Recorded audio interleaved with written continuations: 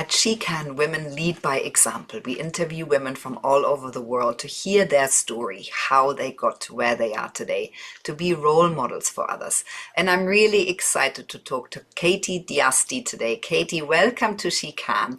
You're the founder of Viv, which is a period care company selling eco-friendly products. So you really care to place earth-friendly and toxin-free products into the hands of every menstruator. Because period care is so harmful for the environment, it takes 800 years to break down period products at this point in time, which is really crazy. So you've done a very successful funding round. You're Forbes 30 under 30. Tell us a little bit more about this journey and how you got to where you are today. Yes. Oh my gosh. Thank you for having me. I'm so excited to talk through our journey thus far. It definitely hasn't been linear or easy. And I Mm. think showing the transparent part is so important for founders who tend to only see the wins online and knowing that there's so much more that goes into that. I started my journey in 2019 when I initially started building the brand, and it was very much just a research passion project to begin. And Mm. I was actually in my final year of university at the time and was obsessed with the concept of making products that were improving the lives of people with periods and women, and wanted to focus on the hygiene space in particular because so many of the traditional brands were not hitting the mark when it meant speaking to our consumer. Yeah, And that's something I felt we had the superpower to do because we are our consumer, and yeah. really understanding how we wanted to be represented on shelf and even having any representation on shelf was so crucial. Mm. So definitely saw this major gap in the market. If you're, like you mentioned, not only things that are better for the earth, better for you, and a product that makes you feel seen and educated and heard. So that's where the core of the line started. And we launched our initial line in April of 2021. So it's been a little over 3 years that our products have been live and launched in the hands of consumers. And we started off very direct to consumer, and now we're in retail doors across the country, but still working on growing and being in more hands. So you're in over 2,000 stores now, which is incredible. Katie, tell us a little bit more what stage are you at now? You've done a funding round, you're obviously scaling. How big is the company now? Give us a little more details. Yeah, we're at a really interesting stage. We've raised 1 million thus far in pre-seed capital, and we've done those in, different tranches and have been really strategic with the type of capital we've brought on. We've since even done inventory financing opportunities to continue to grow the business without further dilution, and have tried to be really strategic about how we take on capital, knowing that it is a difficult fundraising environment. So that's been really, really interesting to take on as the Mm. founder role of having to do a lot of the fundraising. But in terms of company, it's funny because on the outside looking in, I think we look a little bigger than we are. We're a team of 3 people full time, and then have, of course, have lots of amazing part-time people, agencies and such supporting us. So I believe in terms of part-time contractors and people touching the brand, we have over 12 at this point. But it's really a core team of 3 who's every day working to grow this brand. Amazing. Katie, so as you know, as women founders, we get only 2% of the pie. So tell us a little more about your fundraising success, and give us some more details of how you went about it, because that's really a top tip for other women founders. Yes. Oh my goodness. Yes, it's the big question mark right now. And even asking myself the same thing as we think about future rounds. And I will say we raised partially in 2021 and 2022 when the market was a little bit different. It was a little Mhm. bit more opportune to raise capital at an early stage. It was a little bit more about selling a story. But for female founders, for young people starting brands, for first-time founders, for women of color, I think it's always been difficult. And now just the rest of the world is starting to experience that too. And so something that was really important for us was to ensure that we had enough traction to go into a pre-seed round. We often see, especially in the tech space, pre-seed rounds of founders going in with just an idea, maybe one or two team members, and being able to raise significant capital to get to that next stage. And they're using that as more of a proof of concept. We were not going to be using investor dollars to prove concepts. We had to prove that ourselves. So we had to find really creative, low budget, like bootstrap ways to be able to prove that, hey, this works. People want our product. Yeah. And we did so with building community first. We did so by, building email lists and wait lists and pre-orders. And we were able to sell product and like get something launched Mm. before we raised a dollar. And that being able to put that on a pitch deck, I think really showed investors that like, okay, she did this with $0. Imagine what she can do with XYZ, but you do have to really paint that picture through and through to an investor, right? It's like, and we pitched, of course, a lot of male investors. We pitched a lot of older men. And so we had to draw a lot of comparison to markets they understand and that they saw opportunity in within the past several years. So at the time, we were showing Dollar Shave Club, Harry's, all of these, hygiene brands that they know and love and have seen explode and have massive exits and say, we are building this in a new category for a new audience, and that has never received something like this before. And when you can actually narrow in your numbers and say, hey, this is the opportunity size, and this is where we're going to be, and this is how we're going to do it, I think it really takes away a little bit more hesitation. Of course, we still have heard hesitation. Of course, we heard time and time again, like, oh, I don't know if I should be an investor just because I don't know this category really well. And to that, we say, do you know every biotech company you invest in through and through? Do you know everything about every AI company you invest in? Probably not. Yes. So we try to lead with being the experts in the room and being the experts for the investor to say, Mm. if your issue is feeling like you don't know enough about the category, that's okay. I'll educate you about the category. That's my expertise. And so being able to come in with a very zipped up pitch deck and very zipped up data room, I think now is more crucial than ever. But so much of it at an early stage is believing in you as a founder and believing in the team and believing in the vision. And so really narrowing down on those storytelling abilities is so crucial at that stage. Which is amazing. Thank you for that, Katie. I think that's really amazing information. What would you say is your main motivator going forwards now? You have your organic cotton tampons, your bamboo panty liners. Where is your vision? What's your big vision? Where do you want to be in 5 years' time or in 10 years' time?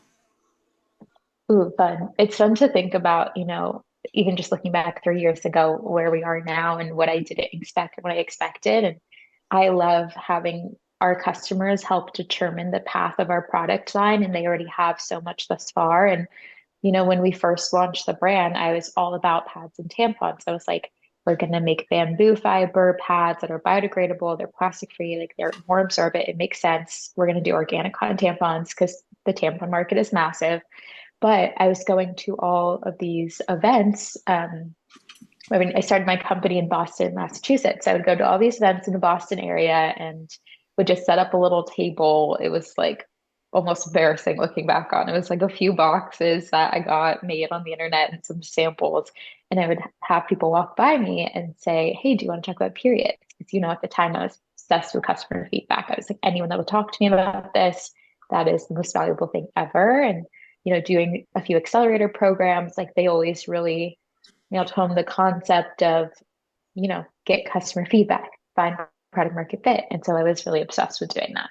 And every time people would walk by, many people would say, hey, have you heard of a cup? Have you heard of these menstrual cups? Like, I'm really curious about them when it comes to sustainable period products. And so I was like, constantly hearing people talk about them, but the main fear was that they were a little bit scared of how to use it, a little bit scared of how if it would get stuck, how to remove the cup.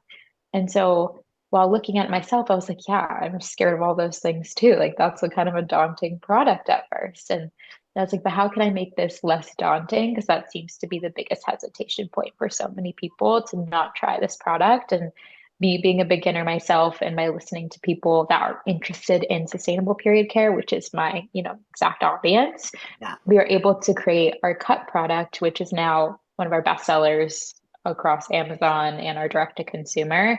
And since have created new sizing options based on feedback from people who have either had vaginal childbirth or who are younger tweens and have petite builds. So we have full ranges of size based directly on feedback. Wow. Now we're getting ready to launch a new SKU that's another reusable option, fully based on TikTok comments. And I love that our community is really driving product innovation because we, of course, as especially a small brand, want to create things and launch things people actually want. Mm. And so it's been really nice to hear the pain points and then think innovatively of based on how can we solve pain points for our consumers.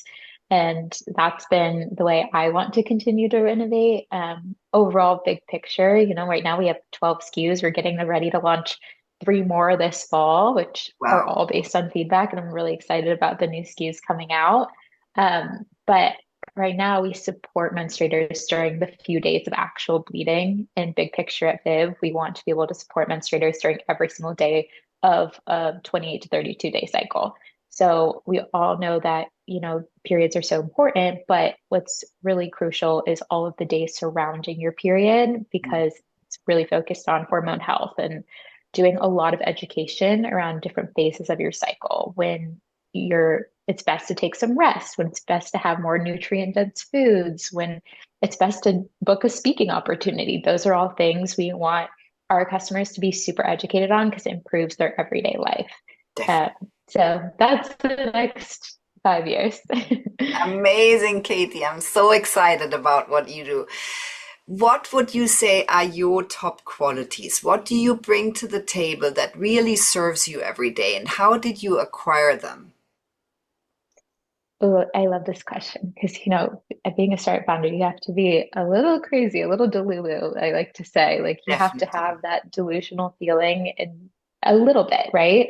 And you have to believe that what you're building is like going to work, it's going to happen. You have to get up every day and like believe in you, which is crazy and hard, especially when you're young and you're still figuring out your life and your career. But I would say the crucial things for a startup founder to have is one, resilience, one, curiosity and obsession with problem solving, ideally within the problem you are trying to Mm. solve. You Mm. need to be ensuring that you're not just getting into a business because you want to be a founder. That's not going to last at all. So being obsessed with the problem you're solving and knowing if you got up every day and solved that exact same customer, would you be happy? And for me, I would love to get up every day and serve people with periods and women. And like that would be a dream. So that is something I know I've checked that box, but I think most of my days are spent problem solving and thinking about how you are when you're in a situation when an issue occurs, whether if it's a flat tire on a road trip or someone is having an issue at a dinner, like what is your response mentally? Are you immediately going into like what can we do to fix this mode? Because that is awesome in terms of being a founder. We get so much bad news all the time. And instead of letting it hit you personally, it's like, okay, what do we do now? Like, what is the next redirection point? And really being able to take rejection and turn it into a redirection, I think is number one. I love that you say that. Take the rejection and turn it into a redirection. I think that's very, very important what you just said. Katie, so give us some top tips for women founders, young women founders under 30, your category. What would you tell them? Ooh, I love this.